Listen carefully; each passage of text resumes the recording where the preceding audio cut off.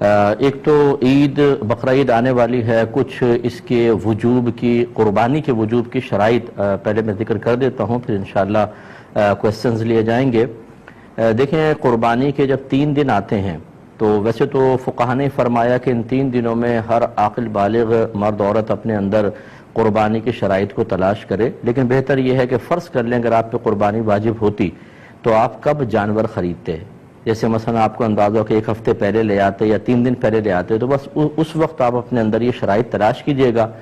گھر کے جس فرد میں یہ شرطیں جمع ہوں گی اس پر عید الاضحیٰ کی قربانی کرنا واجب ہوگا۔ ہمارے یہاں عمومی طور پہ یہ دیکھا ہی نہیں جاتا، بس ابا جان قربانی کر رہے ہیں وہی کرتے چلے جاتے ہیں۔ بعض اوقات گھر والوں کے اندر ایک راؤنڈ لگتا ہے کہ اس سال والد صاحب کی قربانی، اگلے سال والد صاحب نہیں کریں گے، امی کی طرف سے ہوگی، پھر وہ نہیں کریں گے تو دادی جان کی طرف سے ہوگی۔ اسی طرح بعض لوگ کوسچنز کرتے ہیں کہ ہم پہلی مرتبہ قربانی کر رہے ہیں تو سنا ہے کہ نبی کریم صلی اللہ علیہ وسلم کی جانب سے پہلی قربانی کرنی چاہیے۔ اسی طرح بعض لوگ یہ سمجھتے ہیں کہ پہلے والدین کی طرف سے ہوگی پھر ہم قربانی کرنا شروع کریں گے۔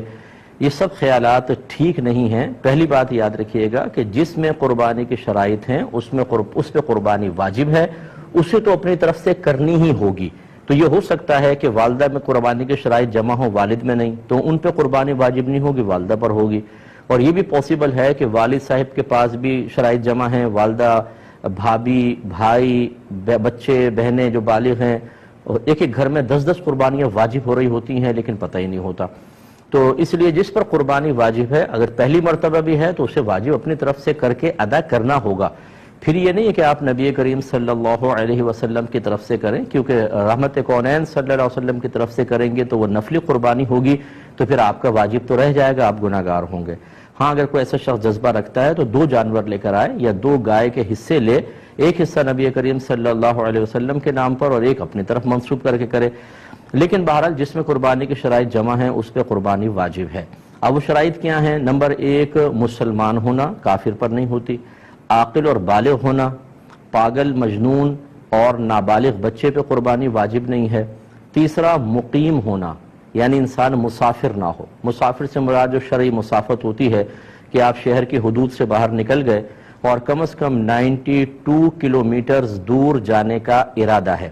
جیسے شہر کی حدود سے نکلیں گے مسافر ہیں، پھر اس وقت تک آپ مسافر رہیں گے جب تک آپ کسی اور شہر میں جا کر کم از کم 15 دن قیام کی نیت نہ کر لیں، یا پھر وہ آپ کا وطن اصلی ہو۔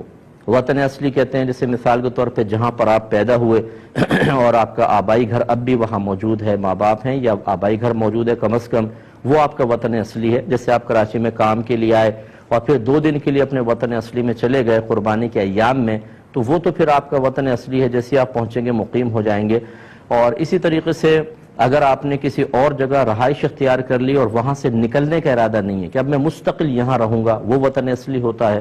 اور تیسرا، کہیں پر آپ نے شادی کی ہو اور آپ کی زوجہ وہاں پر ہوتی ہوں، موجود ہیں، تو پھر آپ جیسے دوسرے سٹی میں چلے گئے، جیسے ہی اپنے اس شہر میں آئیں گے جہاں آپ نے شادی کی ہے اور زوجہ بھی ادھر ہونی چاہیے اس شہر میں، تو آپ مقیم خود بخود ہو جائیں گے، چاہے 2 دن کے لیے گئے ہوں۔ لیکن اس کے علاوہ اگر کوئی ہے، ان تینوں چیزوں کے علاوہ، تو کم از کم 15 دن کی نیت کریں گے تو مقیم ہوں گے، ورنہ مسافر رہیں گے۔ تو مسافر پہ قربانی واجب نہیں ہوتی ہے، مقیم پر واجب ہوتی ہے۔ اور چوتھا، یہ اچھی طرح ذہن میں رکھیے گا کہ قربانی کے 3 دنوں میں اگر آپ کے پاس اتنا مال ہے کہ جس کی مالیت 52.5 تولہ چاندی تک پہنچ جائے اور وہ آپ کی ضرورت سے یا حاجت اصلیہ سے زائد بھی ہو، تو آپ پہ قربانی واجب ہوگی، یعنی یہ قربانی کا نصاب ہے۔ بس اتنا اگر اماؤنٹ آپ کے پاس ہے اور آپ کی ضروریات زندگی سے زائد ہونا چاہیے۔ ضروریات زندگی میں کون سا ہوگا؟ جیسے اگر فرض کر لیں آپ کو سیلری ملی تو راشن لینا ہے، بچوں کی فی پے کرنی ہے، اور چیزیں ہیں، یا گھر کے جو ضروریات زندگی کا سامان ہوتا ہے، جیسے آپ کے کپڑے ہیں، آپ کے جوتے، اور اگر آپ نے اے سی لگایا ہوا ہے وہ بھی حاجت اصلیہ میں آتا ہے، آپ کا فریج، واشنگ مشین، برتن وغیرہ، یہ سب حاجات اصلیہ میں آتے ہیں۔ اسی طرح آپ کا ذاتی مکان، یہ حاجت اصلیہ میں ہے۔ اس سے فالتو کوئی بھی سامان ہو کہ جو آپ نے جو آپ کی ضروریات زندگی سے زائد ہے یا پھر سونا چاندی کی شکل میں ہے، تو وہ اس پہ قربانی واجب ہوگی۔ لہٰذا اب آپ کو دیکھنا یہ ہوگا، مثال کے طور پہ اگر کسی بہن کے پاس 1 تولہ سونا ہے تو یقیناً 52.5 تولہ چاندی تک اس کی قیمت پہنچتی ہے، تو ان پر قربانی واجب ہوگی۔ یہ زکوٰۃ کے نصاب کو نہ دیکھیے گا، اس میں یہی لکھا ہے کہ اگر کسی کے پاس بھی کسی بھی قسم کا مال ایسا ہو جو حاجت اصلیہ سے زائد ہو اور اس کی مالیت 52.5 تولہ چاندی تک پہنچ جائے تو اس شخص پہ قربانی واجب ہے۔ لہٰذا یہاں تک فقہا نے لکھا ہے، مثال کے طور پہ اگر آپ نے کوئی مکان کرائے پہ چڑھایا ہوا ہے تو وہ تو آپ کی ضرورت سے زائد ہے نا، تو اس مکان کی بھی مالیت کا حساب ہوگا، قربانی واجب۔ اسی طریقے سے اگر آپ کا ذاتی مکان آپ رہ رہے ہیں، اس میں 6 کمرے ہیں، 4 یوز ہوتے ہیں، 2 کمرے بالکل بند پڑے ہوئے ہیں، ان 2 کمروں کی قیمت کا بھی حساب کیا جاتا ہے۔ اسی طرح آپ کے وہ کپڑے جو آپ پہنتے نہیں ہیں، چھوڑ دیے، جیسے بہنوں کے شادی کے ہوتے ہیں، ایک سوٹ صرف شادی کے ٹائم میں پہنا جاتا ہے، پھر ایسے فالتو پڑا ہوا ہے، اس کی قیمت کا بھی اعتبار ہوگا، یعنی جو بھی حاجت اصلیہ سے زائد۔ اسی طریقے سے اگر آپ نے BC بھری ہوئی ہے اور ابھی آپ کی نکلی نہیں تو سمجھ لیں وہ آپ کا قرضہ آپ نے دیا ہوا ہے، اس کی مالیت کا بھی حساب ہوگا۔ اسی طرح کسی کو قرض دیا ہوا ہے آپ نے، اس کی مالیت کا بھی حساب ہے۔ تو خلاصہ کلام یہ ہے کہ قربانی کے دن جب قریب آ جائیں تو آپ یوں کریں، جتنا آپ کا سونا ہے اس کی قیمت نکلوا لیں، چاندی کی قیمت نکلوائیں، جتنا کیش روپیہ پڑا ہے وہ بھی، پرائز بانڈ ہوں، شیئرز ہوں، سیونگ سرٹیفکیٹس آپ نے لے کے رکھے ہیں، ان سب کی قیمت اس میں ایڈ کر لیں۔ اس کے علاوہ آپ نے اگر BC دی ہے اور ابھی نکلی نہیں، وہ آپ کا قرض ہے سمجھ لیں، اسے بھی ایڈ کریں۔ کسی کو ویسی قرض دیا ہوا ہے وہ بھی اس میں ایڈ کر لیں اور اس کا ٹوٹل نکال لیں۔ ٹوٹل نکالنے کے بعد پھر آپ یہ ضرور دیکھیے گا کہ کیا اس میں سے کچھ ایسا پیسہ ہے جو مجھے فوری طور پہ گھر میں خرچ کرنا ہو، یا پورے مہینے میں جیسے بجٹ کا ہوتا ہے، آپ یوٹیلیٹی بلز کے لیے اور راشن وغیرہ کے لیے رکھتے ہیں، اسے اس میں سے مائنس کر دیں۔ اس کے علاوہ ہر وہ قرضہ جو اس منتھ میں آپ کو فوری طور پہ ادا کرنا ہے، جیسے کوئی انسٹالمنٹ دینی ہے آپ نے، یا کسی کا قرضہ لیا ہوا اور وہ کبھی بھی مطالبہ کر سکتا ہے، ایسا کوئی قرضہ جس کی کوئی میعاد وغیرہ مقرر نہ ہو، اس سب کو بھی اس میں سے مائنس کر دیں۔ اب جو باقی بچے دیکھیں، اگر وہ 52.5 تولہ چاندی کے برابر پہنچ جاتا ہے تو بس پھر ٹھیک ہے، آپ پہ قربانی واجب ہے، ورنہ نہیں ہے۔ سوری۔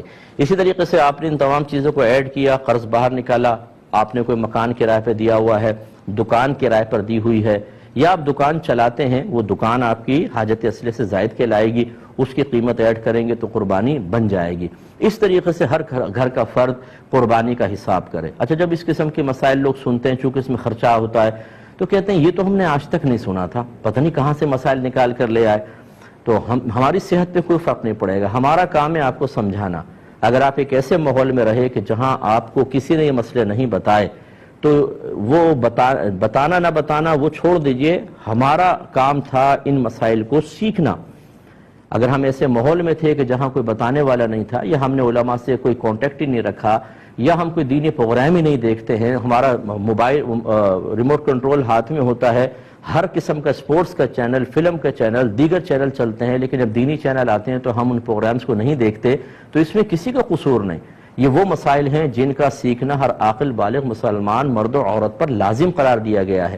اگر آپ نہیں سیکھیں گے اور لا علمی کی وجہ سے کوئی ایسی کوتاہی ہوئی ہے تو آپ قابل گرفت ہیں، بروز قیامت اللہ کی بارگاہ میں حساب دینا ہوگا۔ تو مجھے تو ایسے سے لوگ ملے ہیں کہ جب اس قسم کے آپ نے مسائل بیان کیے تو سر پکڑ کے بیٹھ گئے کہ مفتی صاحب ہم پہ تو اس کا مطلب ہے 20 سال سے قربانی بن رہی تھی، ہمیں تو پتہ ہی نہیں تھا۔ تو بھئی نہیں پتہ تھا تو کریں۔ تو لہٰذا اگر کسی کی پچھلی قربانیاں رہتی تھیں تو یا جسے پتہ تھا کہ قربانی ہم نے کرنی ہے نہیں کر سکے، یا لا علمی کہ ہمیں مسئلہ ہی پتہ نہیں تھا، ایسے افراد اب قربانی کی جگہ قربانی نہیں کر سکتے، وہ نکل گئی۔ اب ایک قربانی کی قیمت صدقہ کر دیں، یا تو بکری کی قیمت کر دیں بکرے کی، اور یا پھر ایک کم از کم ایک گائے کا حصہ جو معتدل قسم کا ہو، یوں نہیں کہ 4-5 ہزار آپ نے خرچ کر دیے، 4-5 ہزار میں 7 چوک 28 ہزار کی گائے کیسی آئے گی؟ 7 حصے ہو سکتے ہیں تو کیسی گائے آئے گی؟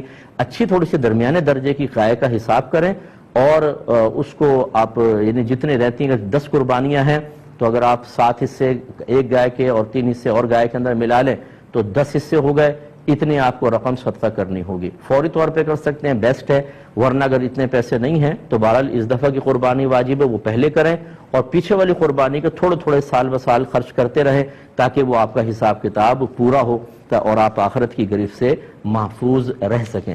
اللہ تعالیٰ سمجھ کی توفیق عطا فرمائے۔